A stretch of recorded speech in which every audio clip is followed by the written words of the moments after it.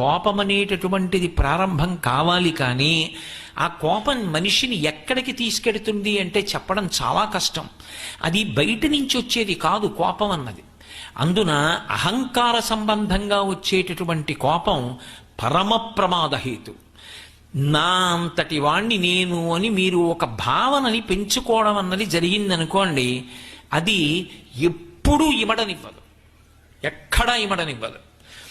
నేనింతటి వాణ్ణి అన్న భావన ఒకటి నాకు ఏర్పడిపోయింది అనుకోండి, నేను సభలోకి వెడితే నన్ను ముందు కూర్చోబెట్టాలి, నేను దర్శనానికి వెడితే నాకు ముందు దర్శనం ఇప్పించాలి, నేను ఎవరింటికన్నా వెడితే అందరూ అగ్గగ్గలాడిపోవాలి, అయ్యి బాబోయ్ ఆయన వచ్చారు రెండని కూర్చోబెట్టాలి. నేను ఓ సభలోకి వెళ్ళి ఓ కుర్చీలో కూర్చుని ఉపన్యాసం వినలేను. నేను ఓ గుడి దగ్గరికి వెడితే 10 మందితో పాటుగా వరుస క్రమంలో నిలబడి దర్శనానికి వెళ్ళలేను. ఎందుకంటే ఏదో ఒక అంశ పెట్టుకుంటాడు.